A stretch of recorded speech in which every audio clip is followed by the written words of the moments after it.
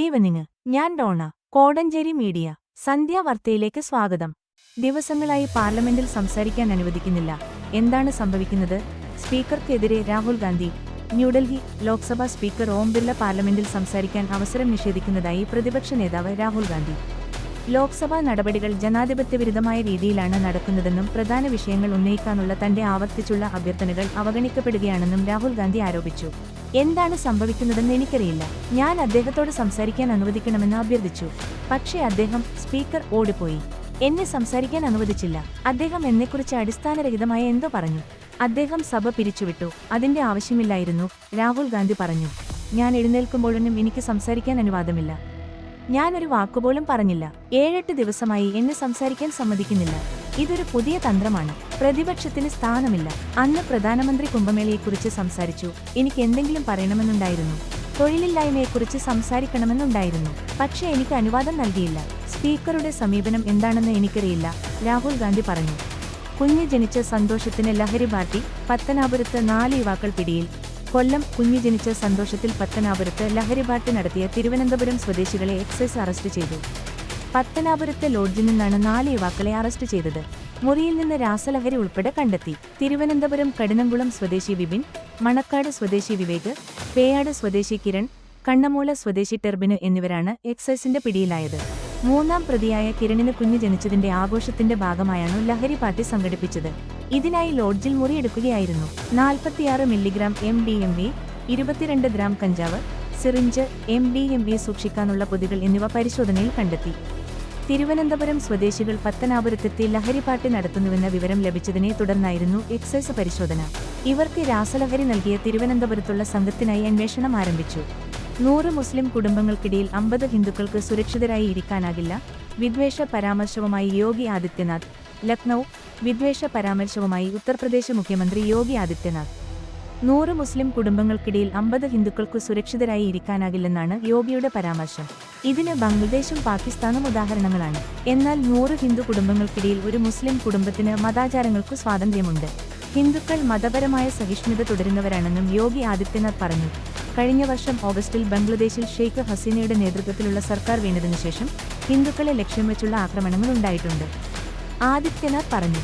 എന്നാൽ 2017 ശേഷം യുപിയിൽ കലാപമുണ്ടായിട്ടില്ല. യുപിയിൽ തന്റെ നേതൃത്വത്തിലുള്ള സർക്കാർ 8 വർഷം പൂർത്തിയാക്കി.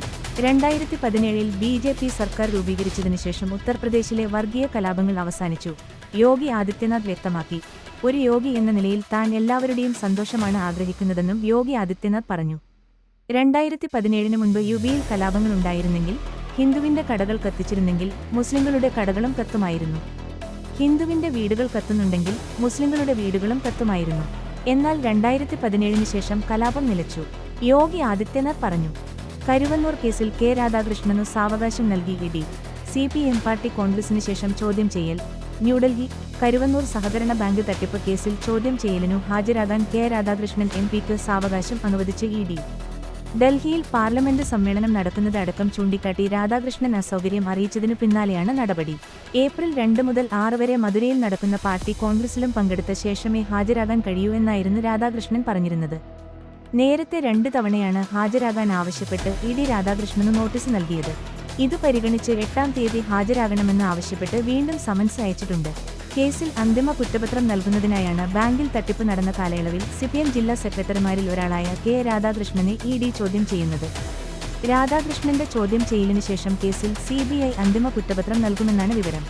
ഇത്തവണ പെയ്തത് റെക്കോർഡ് വേനൽ മഴ. 5 വർഷത്തിനിടയിൽ ആദ്യം. മുന്നിൽ കോട്ടയം. മാർച്ച് 1 മുതൽ 26 വരെയുള്ള കാലയളവിൽ പെയ്ത വേനൽമഴയുടെ കണക്ക് പുറത്തുവിട്ട് കേന്ദ്ര കാലാവസ്ഥ വകുപ്പ്. കഴിഞ്ഞ 5 വർഷത്തിനിടയിൽ ഏറ്റവും കൂടുതൽ മഴ ലഭിച്ചത് ഇത്തവണയാണ്. ഇതുവരെ ലഭിച്ചത് 58.2 മില്ലിമീറ്റർ മഴയാണ്.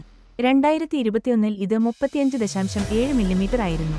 കഴിഞ്ഞ വർഷമാണ് ഏറ്റവും കുറവ് ലഭിച്ചത്. കാസർകോട്, എറണാകുളം, പാലക്കാട്, പത്തനംതിട്ട ജില്ലകളിൽ ഒഴികെ കഴിഞ്ഞ 5 വർഷത്തിനിടയിൽ കൂടുതൽ മഴ ലഭിച്ചത് ഇത്തവണയാണ്. 108 മില്ലിമീറ്റർ മഴ ലഭിച്ച കോട്ടയം ജില്ലയാണ് ആദ്യസ്ഥാനത്ത്. 100 മില്ലിമീറ്റർ ലഭിച്ച തിരുവനന്തപുരവും 99 മില്ലിമീറ്റർ മഴ ലഭിച്ച പത്തനംതിട്ടയും തൊട്ടുപിന്നിലുണ്ട്. കാസർകോടാണ് ഏറ്റവും കുറവ് വേനൽമഴ ഇക്കാലയളവിൽ രേഖപ്പെടുത്തിയത്. 4.4 മില്ലിമീറ്റർ മഴ മാത്രമാണ് ഇവിടെ ലഭിച്ചത്. 2022 ഇത് 53 മില്ലിമീറ്റർ ആയിരുന്നു. കേരളത്തിൽ ഇനിയുള്ള ദിവസങ്ങളിലും ഇടിമിന്നലോടുകൂടിയ മഴയ്ക്ക് സാധ്യതയുള്ളതായി കാലാവസ്ഥാ കേന്ദ്രം വ്യക്തമാക്കി. പുല്ലുരാമ്പാറ ആനക്കാമ്പയിൽ പ്രാദേശത്തെ കുടിയേറ്റത്തിന് മുഖ്യ പങ്ക് വഹിച്ച കാളിയാമ്പുഴ പാലം ഓർമ്മയാകുന്നു. തിരുവമ്പാടി പുല്ലൂരാമ്പാറ ആനക്കാമ്പയിൽ മറിപ്പുഴ റോഡ് നവീകരണവുമായി ബന്ധപ്പെട്ട് കാളിയാമ്പുഴ പാലം പുതുക്കി പണിയുന്നതിനാൽ നാളെ 2025 മാർച്ച് 27 വ്യാഴം മുതൽ ഗതാഗതം പൂർണ്ണമായി തടസ്സപ്പെടുന്നതാണെന്ന് Kerala road fund board project management unit executive engineer അറിയിച്ചു. ബൈക്ക്, ഓട്ടോ എന്നിവയ്ക്ക് വേണ്ടി താത്കാലിക പാലം ഒരുക്കുമെന്ന് കരാറുകാർ അറിയിച്ചു. ഇതേ റോഡിലെ ഇരുമ്പകം പാലവും താമസിയാതെ പുതുക്കി പണിയുമെന്ന് കരാറുകാരായ ഊരാളുങ്കൽ ലേബർ കോൺട്രാക്ടിംഗ് സൊസൈറ്റി അറിയിച്ചു. 1965 ഫെബ്രുവരി 28 പുല്ലുരാമ്പാറ ഇടവക വികാരിയായി നിയമിതനായ ഫാദർ അഗസ്റ്റിൻ കീലത്താണ് നാട്ടുകാരുടെ അധ്വാനശക്തി മൂലധനമാക്കി ഈ പ്രദേശത്തെ വളർച്ചയിലേക്ക് നയിക്കാൻ നേതൃത്വം കൊടുത്തത്. പുല്ലുരാമ്പാറയെ പുറം ലോകത്തുനിന്ന് ഒറ്റപ്പെടുത്തിയിരുന്ന ഇരുമ്പകം, കാളിയാമ്പുഴ പുഴകൾക്ക് പാലങ്ങൾ പണിതത് കീലത്തച്ഛന്റെ കാലത്താണ്. ഞായറാഴ്ച പള്ളിയിൽ കുർബാനയ്ക്ക് വന്നവർ കൂട്ടമായി ഇരുമ്പകത്തേക്കും കാളിയാമ്പുഴയിലേക്കും പോയി പാലത്തിന് കല്ലും മണ്ണും ചുമന്ന ചരിത്രം പുല്ലുരാമ്പാറയുടെ കഥയെഴുതുന്നവർക്ക് മറക്കാനാവില്ല. നാട്ടുകാർക്കൊപ്പം പാറ പൊട്ടിക്കാനും കല്ല് ചുമക്കാനും കീലത്തച്ഛൻ മുന്നിലുണ്ടായിരുന്നു. സർക്കാരിന്റെ ഫണ്ടിനു കാത്തിരിക്കാതെ നാട്ടുകാർ 2 പാലങ്ങൾ നിർമ്മിച്ചുവെന്നത് അന്നത്തെ ജില്ലാ ഭരണാധികാരികളുടെ പ്രശംസ പിടിച്ചുപറ്റുകയുണ്ടായി. ഈ പാലങ്ങൾ വന്നതോടെ പുല്ലുരാമ്പാറയിലേക്ക് ഏതുകാലത്തും വാഹനങ്ങൾ ഓടാമെന്നായി. 1966 കാളിയാമ്പുഴ പാലം അന്നത്തെ കോഴിക്കോട് ജില്ലാ കളക്ടറായിരുന്ന യു മഹാബലറാവു ഉദ്ഘാടനം ചെയ്യുന്ന ചിത്രമാണ് മുകളിൽ കൊടുത്തിട്ടുള്ളത്. അന്നത്തെ ശിലാഫലകം ഇപ്പോഴും പാലത്തിൽ കാണാം. പഴയകാല വിവരങ്ങൾക്ക് കടപ്പാട് 1987 പുല്ലുരാമ്പാറ സെന്റ് ജോസഫ്സ് പള്ളിയുടെ കൂദാശയോടനുബന്ധിച്ച് പുറത്തിറക്കിയ സ്മരണിക എന്ന പുസ്തകത്തിൽ നിന്നും സമ്മർ കോച്ചിംഗ് ക്യാമ്പ് ആരംഭിക്കുന്നു. തിരുവമ്പാടി മലബാർ സ്പോർട്സ് അക്കാദമി പുല്ലൂരാമ്പാറയും സെന്റ് ജോസഫ് ഹൈസ്കൂൾ പുല്ലൂരാമ്പാറയും സംയുക്തമായി സംഘടിപ്പിക്കുന്ന ഈ വർഷത്തെ അവധിക്കാല അത്ലറ്റിക് പരിശീലന ക്യാമ്പ് ഏപ്രിൽ 1 രാവിലെ 7 മണിക്ക് പുല്ലൂരാമ്പാറ ഹൈസ്കൂൾ ഗ്രൗണ്ടിൽ ആരംഭിക്കും. 5ാം ക്ലാസ് മുതൽ +2 വരെ പഠിക്കുന്ന ആൺകുട്ടികൾക്കും പെൺകുട്ടികൾക്കുമായിട്ടാണ് ഈ പരിശീലന ക്യാമ്പ് നടത്തുന്നത്. പങ്കെടുക്കുവാൻ താൽപ്പര്യമുള്ള കുട്ടികൾ രക്ഷിതാക്കളോടൊപ്പം പ്രായം തെളിയിക്കുന്ന സർട്ടിഫിക്കറ്റുമായി അന്നേ ദിവസം രാവിലെ എത്തിച്ചേരേണ്ടതാണ്. കൂടുതൽ വിവരങ്ങൾക്ക് ബന്ധപ്പെടേണ്ട ഫോൺ നമ്പറുകൾ 9442256120 9847116371. മകന്റെ മരണം ആത്മഹത്യയല്ലെന്നും കൊലപാതകമാണെന്നും ആരോപിച്ച് മാതാവ് രംഗത്ത്. മുക്കം അഗസ്ത്യൻമൊഴി തടപ്പറമ്പിലെ വീട്ടിനുള്ളിൽ തൂങ്ങിമരിച്ച നിലയിൽ കണ്ടെത്തിയ അനന്തു 30 മരണം കൊലപാതകമാണെന്ന പരാതിയുമായാണ് അമ്മ സതി രംഗത്തെത്തിയത്. മൂത്ത മകനും തന്റെ സഹോദരനും ചേർന്നാണ് കൊലപാതകം നടത്തിയതെന്നും സതി ആരോപിച്ചു. കഴിഞ്ഞ മാർച്ച് 15 അനന്തുവിനെ മരിച്ച നിലയിൽ കണ്ടെത്തിയത്. മൃതദേഹത്തിൽ അടിവസ്ത്രം മാത്രമാണ് ഉണ്ടായിരുന്നത്. എന്നാൽ ഉറങ്ങാന് കിടക്കുമ്പോൾ മകന് ഈ രീതിയിൽ വസ്ത്രം ധരിക്കാറില്ലെന്ന് അവർ പറഞ്ഞു. മയക്കുമരുന്നിന് അടിമയായ മൂത്ത മകനും സഹോദരനും ചേർന്ന് അനന്തുവിനെ കൊല്ലുകയായിരുന്നു. തന്റെ പേരിലുള്ള വീടും സ്ഥലവും അനന്തുവിന്റെ കൈവശമുള്ള പണവും ഉൾപ്പെടെ കൈവശപ്പെടുത്താനാണ് കൃത്യം നടത്തിയത്. 2021 താന് മക്കളുടെ ശല്യം മൂലം വീട് വിട്ടിറങ്ങിയതാണ്. തനിക്ക് വീട്ടിലേക്ക് മടങ്ങിപ്പോകാൻ കഴിയാത്ത അവസ്ഥയാണെന്നും വീടും സ്ഥലവും തനിക്ക് തിരികെ അനുവദിച്ച് കോടതി ഉത്തരവുണ്ടായിട്ടും മുക്കം പോലീസ് വിധി നടപ്പാക്കാൻ സഹായിക്കുന്നില്ലെന്നും സതി പറഞ്ഞു. മകന്റെ പോസ്റ്റ്മോർട്ടം റിപ്പോർട്ട് തനിക്ക് ലഭിച്ചിട്ടില്ലെന്നും ഇവർ ആരോപിച്ചു. Kodanchery saint Joseph's higher secondary school silver jubilee souvenir pulse പ്രകാശനം ചെയ്തു. Kodanchery saint Joseph's higher secondary school silver jubilee വർഷത്തോടനുബന്ധിച്ച് 2000 മുതൽ 2025 വരെ പൾസ് എന്ന പേരിൽ 25 വർഷത്തെ ചരിത്രം അനാവരണം ചെയ്ത സുവനീർ താമരശ്ശേരി രൂപതയുടെ മെത്രാൻ മാർ റെമീജിയോസ് ഇഞ്ചനാനിയിൽ സ്കൂൾ മാനേജർ ഫാദർ കുര്യാക്കോസ് ഐക്കുളമ്പിലിന് നൽകിക്കൊണ്ട് പ്രകാശന കർമ്മം നിർവഹിച്ചു. സ്കൂൾ പ്രിൻസിപ്പൽ ബിജോയ് തോമസ് സ്വാഗതം ചെയ്ത ചടങ്ങിൽ school manager father Kuriakose Aikkulambil അധ്യക്ഷത വഹിച്ചു. Headmaster Binu Jose, PTA president Rockachan Puthiyadath, ward member Vasudevan Njattukalayil, father George Purayidathil, father Jio Kadukanmakkal, father Jose Anikkattu എന്നിവർ സിൽവർ ജൂബിലി വർഷത്തെ വിവിധ പരിപാടികൾക്ക് ആശംസയർപ്പിച്ചു. സ്റ്റാഫ് സെക്രട്ടറി സജിജ കരോട്ട് പരിപാടിയിൽ ഔദ്യോഗികമായി നന്ദിയർപ്പിച്ച് സംസാരിച്ചു. സിൽവർ ജൂബിലി സുവനീർ പ്രകാശന പരിപാടികൾക്ക് അധ്യാപക അനധ്യാപകർ, മാതാപിതാക്കൾ, വിദ്യാർത്ഥികൾ എന്നിവർ നേതൃത്വം നൽകി. നാളെ വൈദ്യുതി മുടങ്ങും. കോടഞ്ചേരി KSEB സെക്ഷൻ പരിധിയിൽ HIT ലൈൻ ടച്ചിൻസ് ക്ലിയറൻസ് നടക്കുന്നതിനാൽ നാളെ 27 മാർച്ച് 25 രാവിലെ 7:30 മുതൽ 10:30 വരെ ഐരാറ്റുപടി, കൂരോട്ടുപാറ, മുണ്ടൂർ എന്നീ ട്രാൻസ്ഫോമർ പരിധിയിലും രാവിലെ 10:30 മുതൽ ഉച്ചയ്ക്ക് 12 വരെ കണ്ടപ്പഞ്ചാൽ ട്രാൻസ്ഫോമർ പരിധിയിലും ഉച്ചയ്ക്ക് 12 മുതൽ 2 വരെ ഇരുപൂളുങ്കവല, മുണ്ടൂർ, പാത്തിപ്പാറ, ഐരാറ്റുപടി, കൂരോട്ടുപാറ, കണ്ടപ്പഞ്ചാൽ എന്നീ ട്രാൻസ്ഫോമർ പരിധിയിലും വൈദ്യുതി മുടങ്ങും. മുണ്ടൂർ ചപ്പാത്തിന് മുകളിൽ വെള്ളം കയറി. നെല്ലിപ്പൊയിൽ കോടഞ്ചേരി ഗ്രാമപഞ്ചായത്ത് മുണ്ടൂർ പാലം പൊളിച്ച് പുതിയ പാലം പണിയുന്നതിനു വേണ്ടി താൽക്കാലികമായി നിർമ്മിച്ച ചപ്പാത്തിനു മുകളിൽ ഇന്ന് ഉച്ചകഴിഞ്ഞ് പെയ്ത മഴയിൽ വെള്ളം കയറി. നെല്ലിപ്പൊയിൽ കണ്ടപ്പഞ്ചാൽ ആനക്കാമ്പൊയിൽ ഭാഗത്തേക്ക് യാത്ര ചെയ്യുന്ന ഇരുചക്രവാഹനങ്ങൾ ഉൾപ്പെടെയുള്ള വാഹനയാത്രക്കാർ ജാഗ്രത പാലിക്കുക. മെസ്സിയും അർജന്റീനയും ഒക്ടോബറിൽ കേരളത്തിൽ. അർജന്റീന ടീം കേരളത്തിൽ സൗഹൃദ മത്സരം കളിക്കുമെന്ന് HSBC. അർജന്റീന ടീം ഒക്ടോബറിൽ കേരളത്തിലെത്തിയേക്കും. അർജന്റീന ഫുട്ബോൾ ടീം ഒക്ടോബറിൽ കേരളത്തിൽ സൗഹൃദ മത്സരം കളിക്കുമെന്ന് സ്പോൺസർമാരായ HSBC അറിയിച്ചു.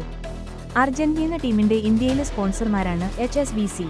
സോഷ്യൽ മീഡിയ പേജുകളിലൂടെയാണ് പ്രഖ്യാപനമുണ്ടായത്. HSBC ഇന്ത്യ അർജന്റീനിയൻ ടീമിന്റെ ഔദ്യോഗിക പങ്കാളിയായി മാറിയതിനു പിന്നാലെയാണ് മെസ്സിയുടെ വരവിനെക്കുറിച്ചുള്ള വാർത്തകൾ വീണ്ടും പുറത്തുവരുന്നത്. ഇന്ത്യൻ ഫുട്ബോളുമായി സഹകരിച്ചും അതിനെ പ്രോത്സാഹിപ്പിച്ചും മത്സരം കളിക്കാൻ അർജന്റീനയും മെസ്സിയും ഒക്ടോബറിൽ എത്തുമെന്നാണ് അവർ പ്രഖ്യാപിച്ചിരിക്കുന്നത്.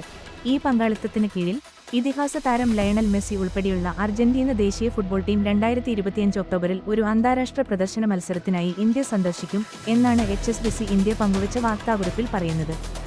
എന്നാൽ വേദി കൃത്യമായി അവർ പ്രഖ്യാപിച്ചിട്ടില്ലെങ്കിലും കേരളത്തിൽ വെച്ചായിരിക്കും മത്സരം നടക്കുക എന്ന കാര്യത്തിൽ ഏകദേശ ധാരണയിലെത്തിയിട്ടുണ്ട്. കഴിഞ്ഞ വർഷം നവംബറിൽ കേരള കായിക മന്ത്രിയായ V. അബ്ദുറഹ്മാൻ അർജന്റീന ടീം സംസ്ഥാനം സന്ദർശിച്ച് കൊച്ചിയിൽ 2 സൗഹൃദ മത്സരങ്ങൾ കളിക്കുമെന്ന് പ്രഖ്യാപിച്ചിരുന്നു. ഒക്ടോബർ മാസത്തിലായിരിക്കും മെസ്സിയും അർജന്റീന ടീമും കേരളത്തിലെത്തുകയെന്നും അന്ന് മന്ത്രി അറിയിച്ചിരുന്നു. എന്നാൽ ഇതുമായി ബന്ധപ്പെട്ട കൂടുതൽ വിശദാംശങ്ങൾ അന്ന് കായിക മന്ത്രി പുറത്തുവിട്ടിരുന്നു. താമരശ്ശേരിയിൽ പ്രവർത്തിക്കുന്ന ഓൺലൈൻ ഡെലിവറി സ്ഥാപനത്തിലേക്ക് ഡെലിവറി സ്റ്റാഫിന് ആവശ്യമുണ്ട്. പ്രായപരിധിയില്ല. ശമ്പളം 15,000 മുതൽ 30,000 വരെ. ഒഴിവുകൾ താമരശ്ശേരി, പുതുപ്പാടി, ഈങ്ങാപ്പുഴ, കട്ടിപ്പാറ, കോടഞ്ചേരി, മൈക്കാവ്, നെല്ലിപ്പൊയിൽ, ചെമ്പുകടവ്, കൈതപ്പൊയിൽ, ആനിക്കാമ്പൊയിൽ, പുല്ലുരാംപാറ, തിരുവമ്പാടി, കൂടരഞ്ഞി. കൂടുതൽ വിവരങ്ങൾക്ക് സ്വന്തമായി 2 വീലർ ഉള്ളവർ ബന്ധപ്പെടുക 9645425184. വാർത്തകൾ കഴിഞ്ഞു. നമസ്കാരം. വാർത്തകളും പരസ്യങ്ങളും അറിയിക്കുവാൻ വേണ്ടി കോടഞ്ചേരി മീഡിയ അഡ്മിന്മാരെ ബന്ധപ്പെടാവുന്നതാണ്.